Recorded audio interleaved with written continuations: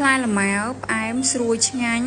បងប្អូនធ្លាប់ទៅទិញនៅផ្សារឬក៏នៅប្រទេសជិតខាងប៉ុន្តែបងប្អូនដឹងទេថានៅបាត់ដំបងយើងនៅទឹកដីភូមិសំរោងក្នុងឃុំសំរោងក្នុងស្អែកភ្នំយើងក៏មានផ្លែលម៉ៅដែរបងប្អូនចង់ដឹងអាចទស្សនាតទៅមុខទៀតតោះថ្ងៃនេះមកលេងចំការលម៉ៅនៅខាងភូមិសំរោងក្នុងឃុំសំរោងក្នុងស្អែកភ្នំខេត្តបាត់ដំបងបងប្អូននៅនេះងាយមានចំការលម៉ៅណាហើយមើលទីតាំងទីធ្លាស្អាតខ្លាំងហ្មងហើយនៅនេះគឺដើមលម៉ៅធម្មជាតិ 100% បងប្អូនរបស់អុកញ៉ាសៀងណាំដែលផ្ទះគាត់នៅចិត្តនៅវត្តសំរោងក្នុងបងប្អូនហើយមើលទៅទីធ្លាទៅដឹងហើយថា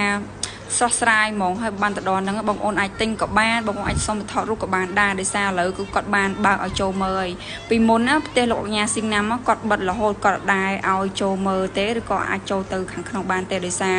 ពួកគាត់កំពុងតែរៀបចំនៅខាងក្នុង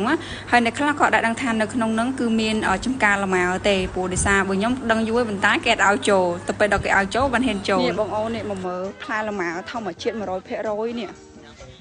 អត់ងាយមានទេណានៅខាងឃុំសំរោងក្នុងអត់ដែរមានទេយីទៅចកានៅនេះតែម្ដងហើយមានតធ្លាប់លើថានៅខាងខេត្តផ្សេងប៉ុន្តែនៅសំរោងក្នុងនៅខេត្តបាត់ដំបងយើងមានចំការលម៉ៅរបស់លោកឃើញតែក្របផ្លែលម៉ៅធំក៏ដឹងថារសជាតិឆ្ងាញ់ហើយផ្អែមហើយស្រួយទៀតបងប្អូននៅនឹងតនេជូនថាធម្មជាតិ 100% មកឲ្យទឹកដីនៅសំរោងក្នុងបងប្អូនដាំអីក៏បានដែរមិនថាផ្លែឈើក្រូចមិនថា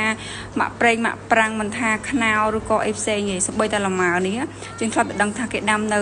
ខេត្តផ្សេងក៏ដូចជានៅប្រទេសជិតខាងប៉ុន្តែឥឡូវគឺយើងមាននៅខាងសំរោងក្នុងយើងហើយបើសិនជាបងប្អូនចង់ទៅថតរូបលេងក៏បានដែរហើយចូលព្រីមកមិនគិតលុយទេណា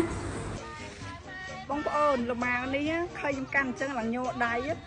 6-7 គីឡូបងប្អូនហើយមកក្របគេបងប្អូនអើយឡើងធំហ្មងបើនិយាយរសជាតិវិញ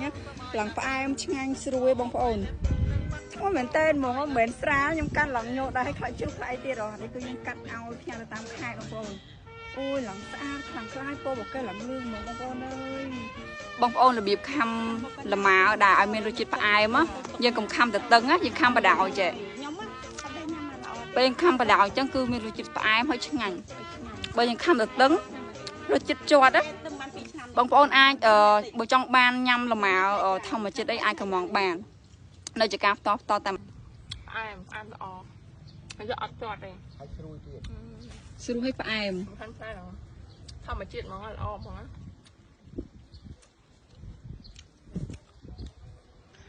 បងប្អូនគ្រាន់តែឃើញប្លង់ថតក៏មានអារម្មណ៍ថាស្រស់ស្រាយហើយក៏ចង់មកទស្សនានៅទីនេះដែរសំខាន់មានចំការលម៉ៅមួយដ៏ស្រស់ស្អាតហើយជាពិសេសយើងអាចមកទិញមកភ្លក់មកញ៉ាំនៅទីនេះតបានហើយចង់ដឹងព័ត៌មានឬក៏អាចសាកសួរបានហើយតម្លៃធូរថ្លៃទៀតហើយយើងញ៉ាំទៅមានសុខសុវត្ថិភាពដោយសារអីនៅនេះគឺធម្មជាតិ 100% ហ្មងទីនេះគេហៅថាកញ្ចុះបកតវិញបាញ់និយាយបងប្អូននៅឡើងប្រប៉ុណ្ណានៃមកឲ្យសិតតែឈើហ្មងទីធ្លាឡើងស្អាតហើយឥឡូវនេះគឺយើងដើរទៅមើលលោកអ៊ំគាត់បាន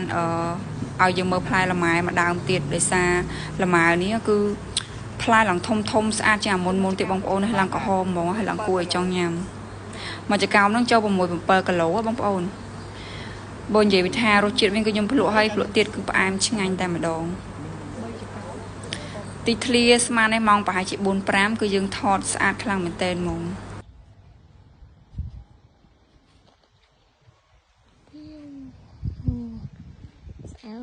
ហើយយើងចិត្តទៅវិញហើយចាប់ដើមដើរកាច់រៀងបន្តិចអានេះបងអូនខ្ញុំគាត់ដើរដោយសារនៅនឹងទីធ្លាគាត់តែឃើញក៏ចង់ថតដែរបងប្អូនគ្រប់កន្លែងគ្រប់ទីតាំងហ្មងមិនថាជ្រុងណាគឺចង់ថតព្រោះដោយសារបើសិនជាអ្នកចង់ថតអីគឺទៅដល់ហ្នឹងគឺនិយាយពីថាខ្វះកតែម្ដងចាអរគុណសូមជម្រាប